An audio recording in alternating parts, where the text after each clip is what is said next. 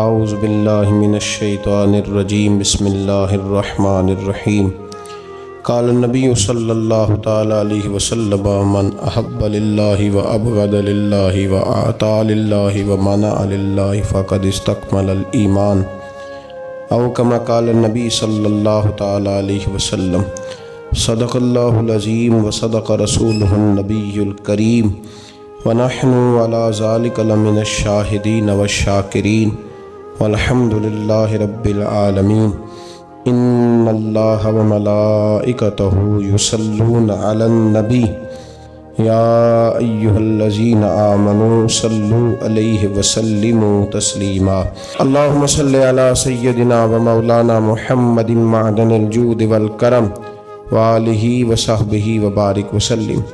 تمام تعریفیں اللہ تبارک و تعالیٰ کے لیے اور ہر قسم کے درود و سلام نبی مکرم نور مجسم شفیع معظم احمد مجتبیٰ جناب حضرت محمد مصطفیٰ صلی اللہ تعالیٰ علیہ وسلم کی ذات والا صفات کے لیے حمد و صلوات کے بعد صحیح بخاری اور صحیح مسلم کی ایک حدیث مبارکہ میں نے آپ کے سامنے تلاوت کی ہے۔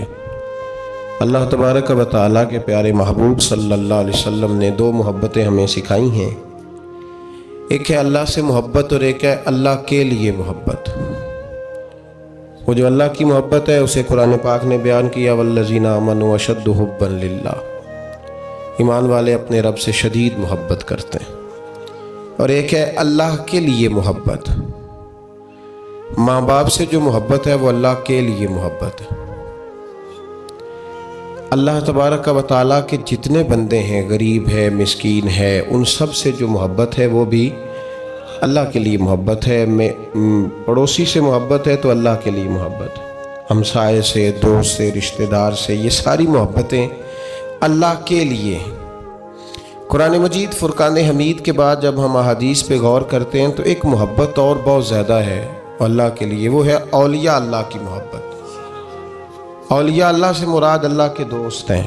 اللہ کے دوستوں کی محبت سب سے بڑھ کر اللہ کے لیے محبت ہے۔ صحیح بخاری صحیح مسلم میں نبی پاک علیہ السلام نے فرمایا من احب للہ، جس نے اللہ کے لیے محبت کی، ابغض للہ، اور کسی سے بغض بھی رکھا تو اللہ کے لیے، واعطى للہ، کسی کو کچھ چیز عطا کی تو پھر بھی اللہ کے لیے، ومنع للہ، اور کسی سے کسی چیز کو منع کیا تو وہ بھی اللہ کے لیے، فقط استکمل الایمان، فرمایا اس کا ایمان مکمل ہو گیا۔ اللہ کے لیے محبت کرنا بڑا ضروری ہے۔ صالحین، نیک لوگ، اللہ کے بندے، ان سے پیار کرنا اس لیے کہ وہ اللہ کے بندے ہیں۔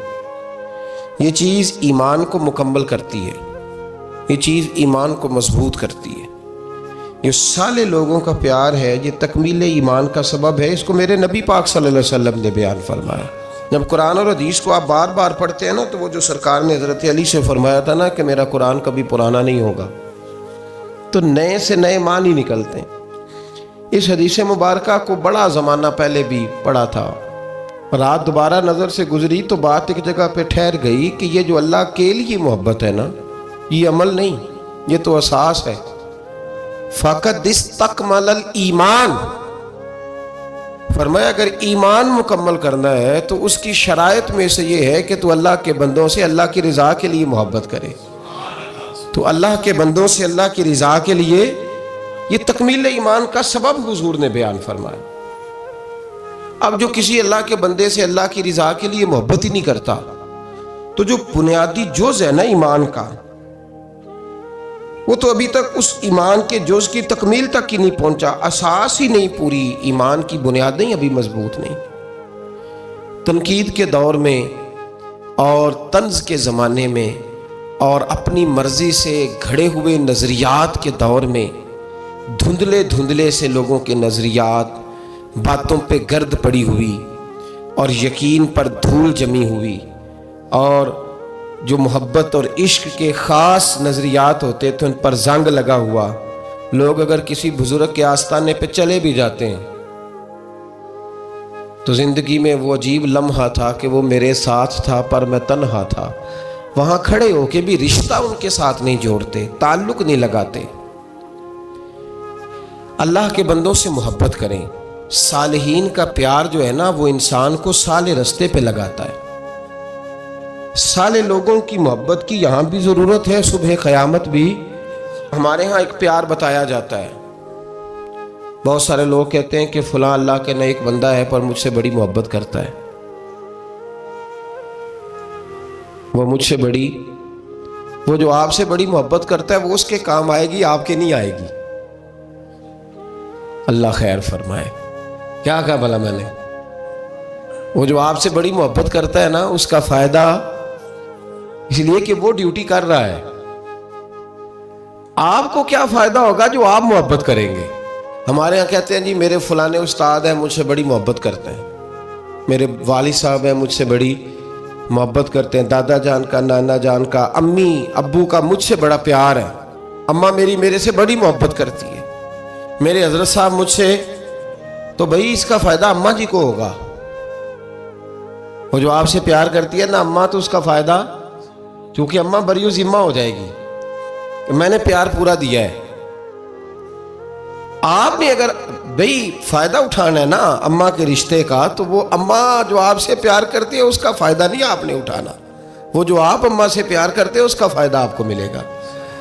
ہمارے ہاں جو داستان سرائی ہوتی ہے نا، وہ داستان سرائی یہ ہوتی ہے کہ میرے ابا جی مجھ سے بڑی محبت کرتے، بھئی ابا جی جو ہوئے انہوں نے تو محبت کرنی ہے، بیٹا جی آپ بتائیں کہ آپ کی بھی ابا جی سے محبت ہے کہ کوئی نہیں؟ وہ تو ابا جی ہیں، وہ تو کریں گے۔ میرے حضرت صاحب کا جی مجھ سے بڑا پیار ہے، یہ تو مہربانی ہے نا، یہ تو ان کا کرم ہے کہ رخ ان کا ادھر ہے، یہ تو ان کا کرم ہے کہ رخ، یہ تو مہربانی ہے نا اس کی، یہ تو اس کا کرم ہے۔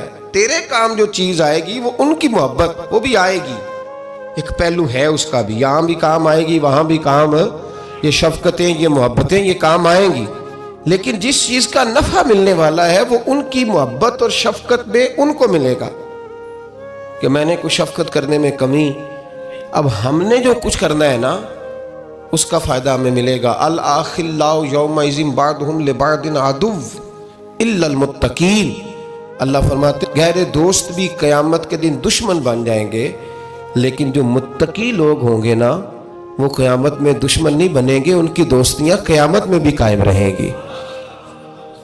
آپ دیکھیں گے آپ کا کسی سے پیار کتنا ہے، آپ کی کسی سے محبت کتنی ہے، کون سے ایسے صحابی ہیں جن کا جب آپ نام لیتے ہیں تو آپ کے دل کو سکون ملتا ہے۔ اور نبی پاک صلی اللہ علیہ وسلم نے ہر صحابی کے بارے میں کہا نا، ہر صحابی کے بارے میں کہا، نبی پاک علیہ السلام نے فرمایا یہ میرا علی ہے، جس نے اس سے پیار کیا اس نے مجھ سے پیار کیا۔ اب وہ مولا علی شیر خدا رضی اللہ تعالیٰ عنہ کی محبت کے بارے میں بتائے نا کہ کبھی اس کے دل میں تڑپ پیدا ہوئی ہو، خواہش پیدا ہوئی ہو، آج میں حضرت علی کی شان میں کچھ شعر سنوں، آج میں حضرت علی کی سیرت کی کوئی بات سنوں، آج میں چلو اور کچھ نہیں تو 10 منٹ علی کر لوں، ذکر علی عبادہ۔ نبی پاک صلی اللہ علیہ وسلم نے فرمایا یہ میرا ابو بکر ہے، یہ میرا ابو بکر ہے، میرے سینے میں جو اللہ تبارک و تعالیٰ نے نعمت خاص رکھی تھی میں نے نکال کے ابو بکر کے سینے میں رکھ دی۔ اب تو بتانا تو نے ان کا ذکر کب کیا ہے، تو نے ان کا تذکرہ کب فرمایا ہے؟ محبت کا اپنے دل میں پیدا، اچھا محبت پیدا کی بھی جاتی ہے۔ نبی پاک صلی اللہ علیہ وسلم نے ہمیں کہا کہ محبتیں پیدا کرو، اگر تمہارے پاس نہیں ہے تو ایسے کام کرو جس سے محبت۔ علامہ اقبال سے کسی نے کہا تھا کہ نوجوانوں کے دلوں میں حضور علیہ السلام کی محبت پیدا کرنی ہے تو کیا کریں، تو اقبال نے کہا 3 کام کرو، ایک تو نوجوانوں کو نبی پاک کی سیرت زیادہ سے زیادہ سناؤ، انہیں سناؤ حضور علیہ السلام کا اخلاق، کردار، طرز زندگی، انداز گفتگو، یہ حضور کو آئیڈیل بنائیں گے، یہ نبی پاک کو۔ پر ہماری بدقسمتی ہے کہ ہمارے دور میں لوگوں نے سنانا شروع کیا ہے کہ حضور کو علم غیب کوئی نہیں تھا، مکھی کا پر نہیں بنا سکتے تھے، ایک عام بشر تھے، معاذ اللہ کچھ نے یہاں تک کہا ہے کہ ڈاکیا تھا، پیغام دے کے چلا گیا۔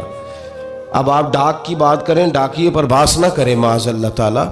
ہمارے زمانے میں وہ انداز بتایا گیا کہ جس سے لوگ بڑی جلدی جری ہو گئے۔ پہلا کام یہ کرو، یعنی محبت پیدا کرنے کے لیے کہ حضور کی سیرت بتاؤ، سوانے بتاؤ، اور دوسرا اقبال کہنے لگے نبی پاک کی یاد کی محفلیں سجاؤ، میلاد کے تذکرے کرو، حضور کی نعت خوانی کرو، نبی پاک کا ذکر چھڑے، حضور کا پیغام عام ہو. اور تیسرا فرمانے لگے اپنے بچوں کے سامنے، اپنی اولادوں کے سامنے نبی پاک پر درود شریف پڑھا کرو. یہ دکھاوا تو نہیں ہوگا میرا خیال ہے. کس کے سامنے؟ اپنے بچوں کے سامنے حضور علیہ السلام پر درود شریف. یہ کام تو اپنے دلوں میں صالحین کی محبت پیدا کریں، نیک لوگوں کا ذکر سنا کریں، اولیاء اللہ کے تذکرے نکال کے پڑھا کریں، ان کے اقوال، ارشادات، ان کی باتیں، ان کی گفتگو. پرانے لوگ سفر کرتے تھے ولیوں کو ملنے کے لیے، زمانہ طے کرتے تھے. ہم کبھی مد و جزر دیکھتے ہیں نا دنیا کے، ہم حیران ہو جاتے ہیں کہ اجمیر کہاں، پاک پتن کہاں، دلی کہاں، کہاں لوگوں نے کس طرح رشتے نبھائے. کیا انداز تھا. حضرت عثمان ہارونی پیر ہے خواجہ معین الدین اجمیری کے، بلخ کے رہنے والے، کہاں کے رہنے والے، خواجہ اجمیری کہاں کے رہنے والے. اور پھر اجمیر ابھی بھی دلی سے ٹرین چلے تو وہ 1.5-2 دن لگا دیتی ہے جانے میں دلی سے اجمیر شریف. تو حضرت سیدنا خواجہ قطب الدین بختیار کاکی وہاں جایا بھی کرتے تھے، آیا بھی کرتے تھے، رابطہ بھی رہتا تھا. اور عشق اتنا جوان تھا کہ زمانہ کہتا تھا اگر کسی نے کسی سے پیار کرنا ہے تو اس طرح کرو جیسا قطب الدین بختیار کاکی نے معین الدین اجمیری کے ساتھ کیا ہے. کوئی فاصلہ رکاوٹ نہیں بنا، کوئی چیز بیچ میں نہیں آئی، کوئی مسئلہ نہیں ہوا. اولادیں بھی تھیں، کاروبار بھی تھے. اب تو سہولتیں ہیں، دولت بھی زیادہ ہے. ان لوگوں کو تو مزدوریاں بھی زیادہ کرنی پڑتی تھی، کوئی چیز نہیں سامنے آئی. ہم بہانہ بنا کے ایسے رکے ہیں کہ بغل میں چیزیں ہوتی ہیں لیکن ہم کہتے ہیں بڑی مجبوری ہے جی، میں بڑا کیا مطلب اپنے دماغ پہ چیزیں سوار کر لی ہیں مفت میں. پھر مجھے ایک بات بتائیے، پاک پتن شریف سے دلی جانا، خواجہ اجمیر حضرت خواجہ نظام الدین صاحب کا پاک پتن شریف آنا گھوڑے پہ یا پیدل، آسان کام ہے؟ کتنی ملاقاتیں ہیں خواجہ نظام الدین صاحب کی بابا صاحب سے؟ کوئی گن کے بتا سکتا ہے؟ جی کوئی گن کے بتا سکتا ہے کتنی ملاقاتیں؟ کتنی؟ حضرت خواجہ فرید الدین مسعود گنج شکر رحمۃ اللہ تعالیٰ علیہ کہنے لگے نظام تجھے آئے ہوئے بڑے دن ہو گئے، جا یار چکر لگایا. چکر لگایا. فرماتے میں پیدل گیا تو مجھے جانے میں کئی مہینے کئی ہفتے لگے. میں دلی پہنچا اور اپنے گھر کا نا ایک چکر لگایا، اوپر سے چکر لگا کے تو پھر پاک پتن کے رستے میں چل پڑا. کہتے ہیں واپس پہنچا تو حضرت بابا فرید صاحب رحمۃ اللہ علیہ نے دن گنے ہوئے تھے. کہنے لگے یار اتنے ٹائم میں تو واپس آیا ہے نا، اتنا ٹائم تو آنے جانے پہ لگتا ہے. کہ غریب نواز محسوس نہ فرمائیے گا، آپ نے کہا تھا چکر لگایا تو حضور ایک چکر ہی لگایا ہے، پھر میں واپس آ گیا ہوں. بات ہی چکر کی ہوئی تھی. دیکھیں نا نبی پاک صلی اللہ علیہ وسلم نے فرمایا ابو ہریرہ کوئی کام بھی کیا کر یار، یہیں بیٹھا رہتا. عرض کی حضور صحیح ہے. اٹھے، سامنے ایک ستون تھا، اس کے پیچھے سے ہو کے نا واپس آ گئے. تو حضور نے فرمایا گئے نہیں؟ کہ حضور نے آپ نے فرمایا تھا جایا آیا کر. گیا ہوں پر میرا دل ہی نہیں لگا. بھئی تو یہاں سے ہو کے واپس آ گیا، کہیں جانا تو تھا نا، یہیں سے ہو کے. تو ان لوگوں کے صالحین کی محبت کے راستے میں کوئی چیز رکاوٹ نہیں بنی. ہمارے ہاں چیزیں رکاوٹ بنتی ہیں، اپنے اولیاء اللہ سے، صوفیاء سے، بزرگان دین سے، رب کریم کے بندوں سے، داتا علی اجویری سے، خواجہ اجمیری سے. ان لوگوں سے پیار کریں، صالحین کی محبت دلوں میں پیدا کریں، صحابہ کا پیار دلوں میں پیدا کریں، اہل بیت نبوت کا پیار دلوں میں پیدا کریں.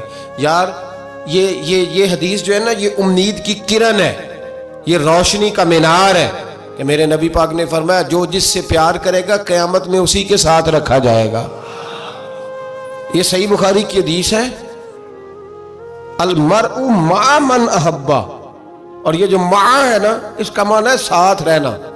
ہاں، مع اللہ، مع یعنی بما، یعنی اس کے ساتھ. المرء مع من احبہ، جو جس سے محبت کرے گا قیامت میں اس کی معیت میں رکھا جائے گا. اس کے ایک بڑی خوبصورت بات، امام اعظم ابو حنیفہ کے ایک شاگرد گزرے امام محمد رحمۃ اللہ علیہ. خوبصورت بڑے تھے، کچھ خوبصورت تھے، کچھ سونا، کچھ منہ دا مٹھا، کچھ پیارے بڑے تھے. کچھ ان کا انداز یہ تھا کہ نفاست پسند بڑے تھے، بڑے نفیس تھے. نکلتے تھے تو تنہا نہیں نکلتے تھے. ایک دفعہ بغداد میں تشریف لائے تو بغداد سے انہوں نے ایک بستی اور میں جانا تھا، تو وہاں یہودیوں اور عیسائیوں کا بڑا غلبہ تھا.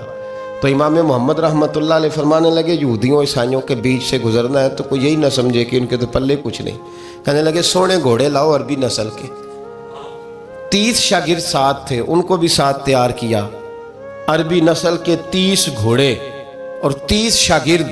ان کو کہا بھی دستاریں ذرا نا اونچی باندھنا، تو دستاریں بھی باندھی انہوں نے کلے والی بڑی خوبصورت. شاگردوں کو بھی جبے پہنائے، خود بھی جبہ پہنا سفید رنگ کی اعلیٰ نسل کی گھوڑی آگے آگے، پیچھے 30-32 شاگرد. اور جب آپ گزرے نا بغداد کے آگے اس علاقے سے، یہاں یہودی عیسائیوں کی بھی کثرت تھی، تو عورتوں کی عادت ہوتی تھی پرانے زمانے میں مہمان دیکھنے کے لیے چھتوں پہ چڑھ جاتی، کچھ اپنے دروازے پہ کھڑی ہو جاتی، کچھ دیکھتی کھڑکیوں میں سے کہ گزر رہا ہے کوئی مہمان. تو یہودیوں کی عیسائیوں کی بہت ساری عورتیں چھتوں پہ چڑھ گئیں.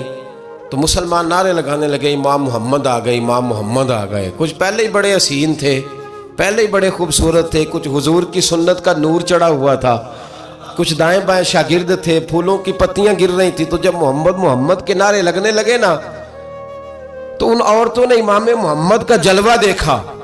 تو دیکھا دیکھی کام کیا شروع ہوا، ایک نے دیکھا تو اتنی محو ہوئی کہ اس نے کلمہ پڑھنا شروع کر دیا. اس سے کلمہ سن کے تو دوسری نے بھی پڑھا، تیسری نے بھی پڑھا، چوتھی نے بھی پڑھا. بیبیاں بلند آواز سے مسلمان ہونے لگی. ان کو دیکھا دیکھی مرد بھی پڑھنے لگے. ڈھیر سارے یہودی عیسائی مسلمان ہو گئے. ایک مسلمان ان سے کہنے لگا تمہیں غلطی لگ گئی ہے، یہ ہمارے نبی محمد نہیں. تو میاں صاحب کا نام محمد تھا نا، تو کشمیر کے لوگ کہنے لگے شاید وہاں کے ہندو سکھ وہاں کے جو تھے کشمیر کے، وہ کہنے لگے شاید وہی محمد ہے. تو فرمانے لگے میں تے بندہ ٹھگ جے لوکو، میں تے بندہ چور، جس دا خلقت کلمہ پڑھ دی او محمد ہور. میں تے بندہ ٹھگ جے لوکو، میں تے بندہ چور، جس دا خلقت کلمہ پڑھ دی او محمد ہور. تو امام محمد رحمۃ اللہ علیہ کو نعرہ لگ رہا تھا. تو ایک بندہ کہنے لگا یہ وہ والے محمد نہیں، یہ ہمارے نبی پاک صلی اللہ علیہ وسلم محمد صلی اللہ علیہ وسلم نہیں، یہ وہ نہیں، یہ تو ہمارے ایک امام ہے امام محمد، وہ والے نہیں.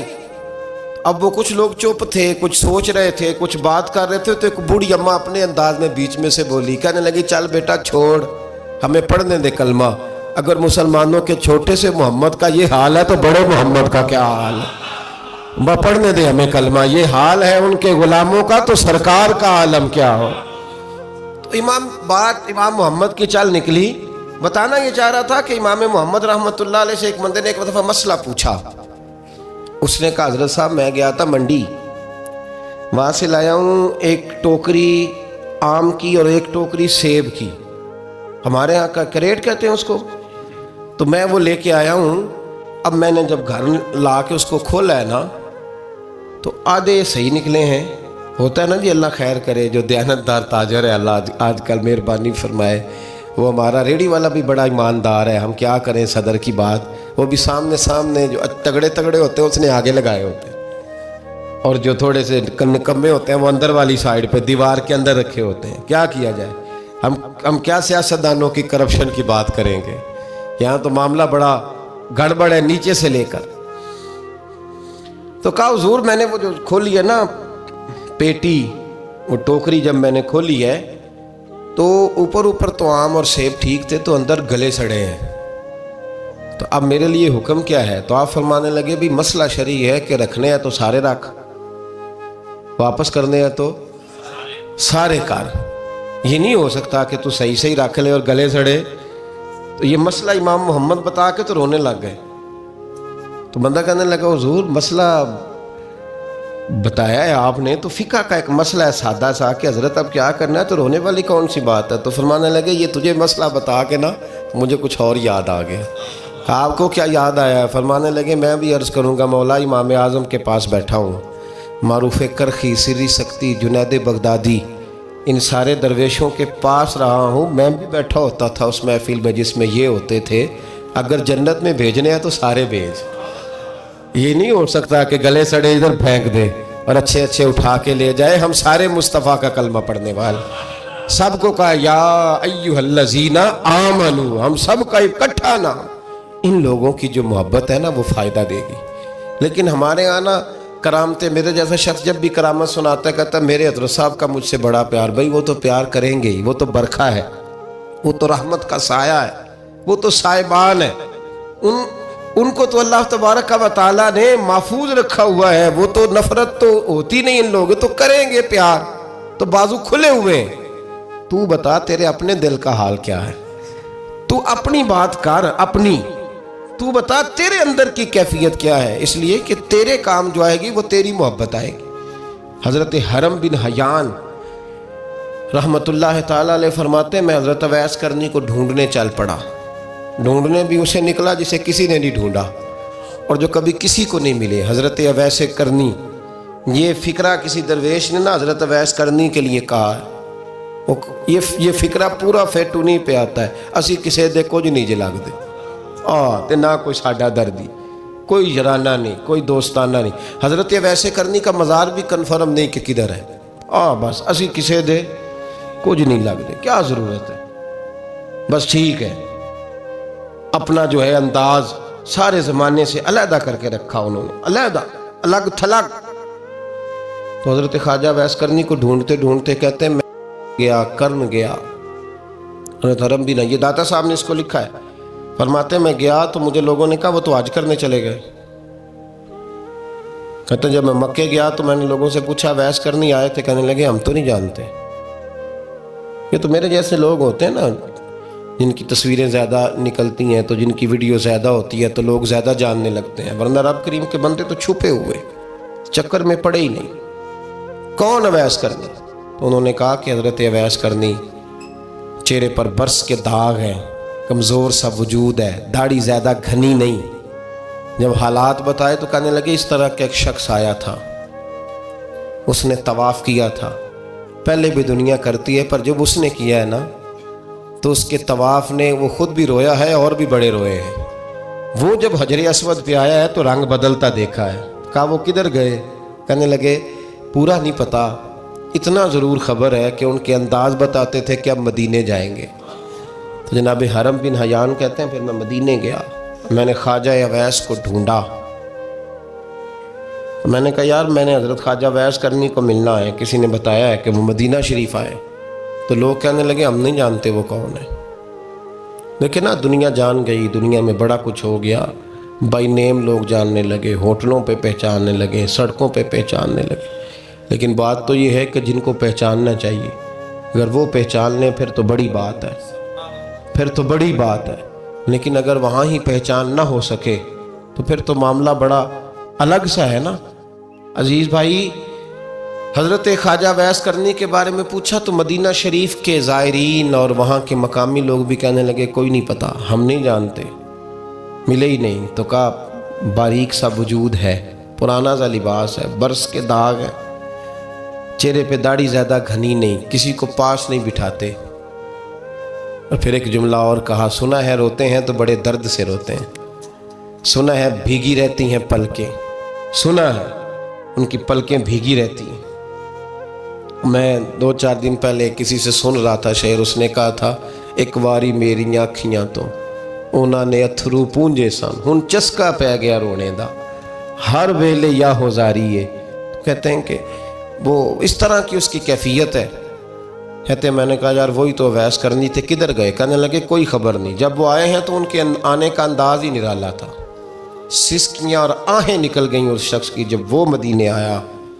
حضرت حرم بن حیان کہتے ہیں میں ڈھونڈتا رہا، تلاش کرتا رہا، پھر میں ان کو ڈھونڈتے ڈھونڈتے عراق میں آیا تو نہر فرات کے کنارے ایک کمزور سے آدمی کو ریت کے ٹیلے پر بیٹھ کے وضو کرتے دیکھا.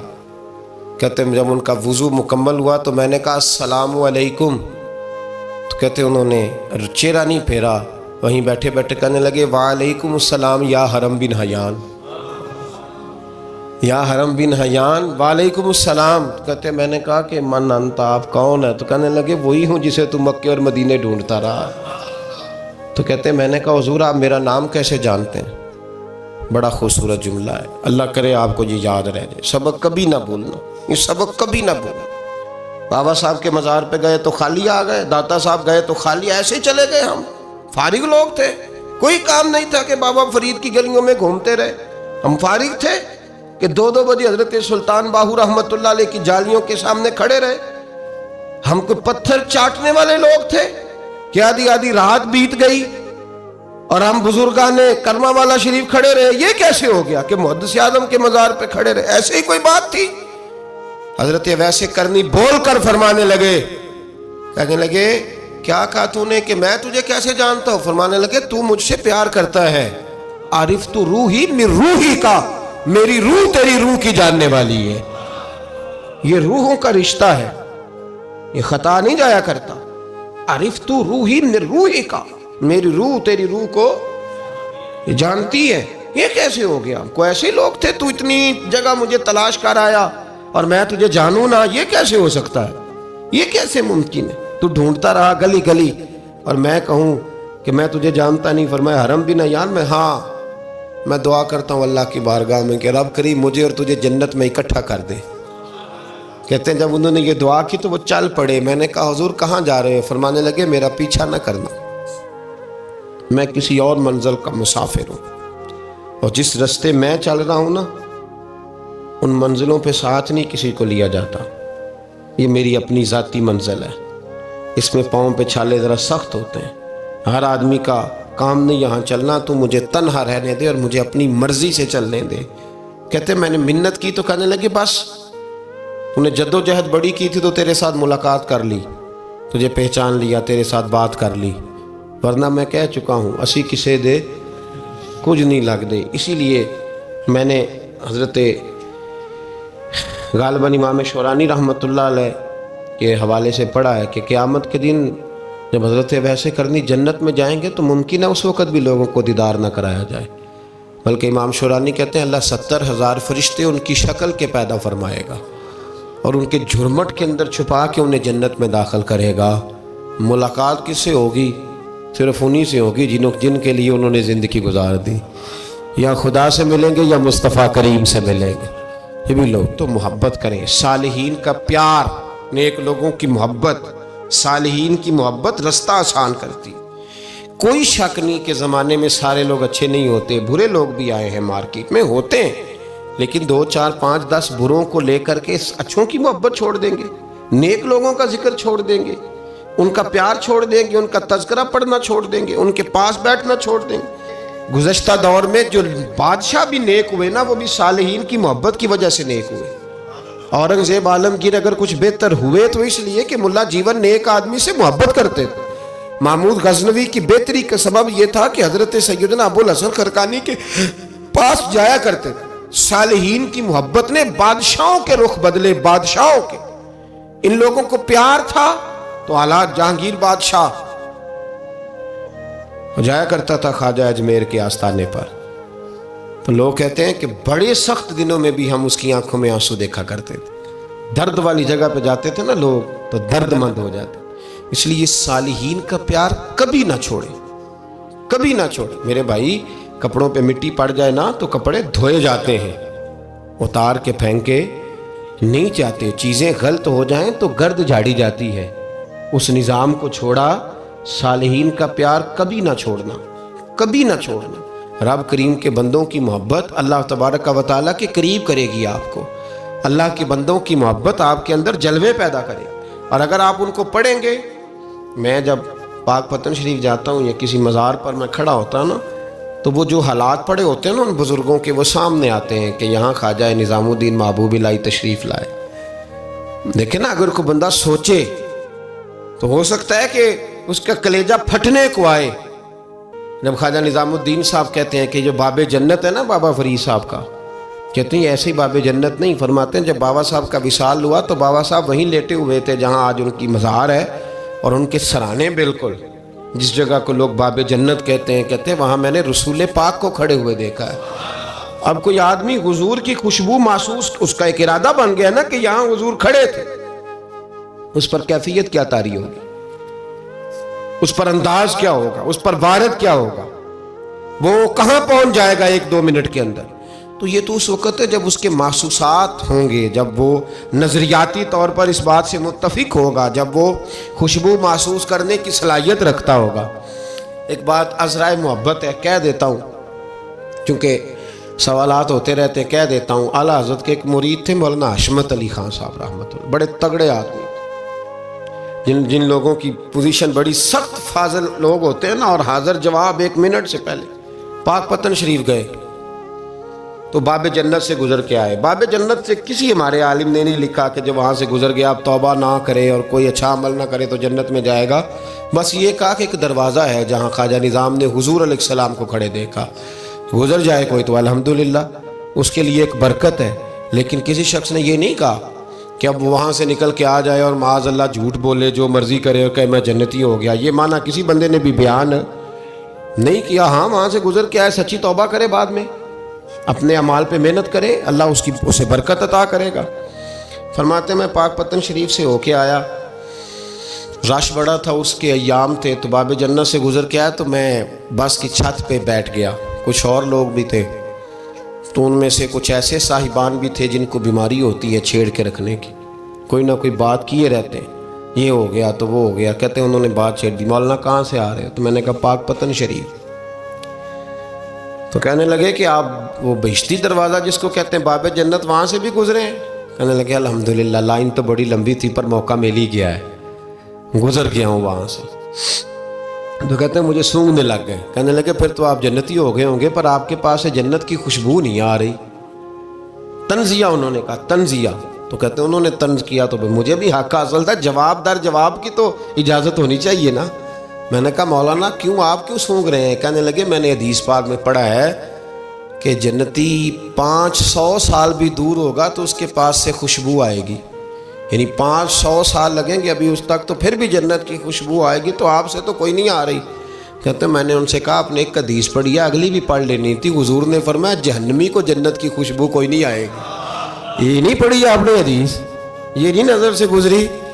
تو کہتے ہیں اب وہ مولانا مجھ سے معذرت کرنے لگے، کہنے لگے یار آپ تو ناراض ہی ہو گئے. تو میں نے کہا بھی آپ نے کیوں چھیڑی بات؟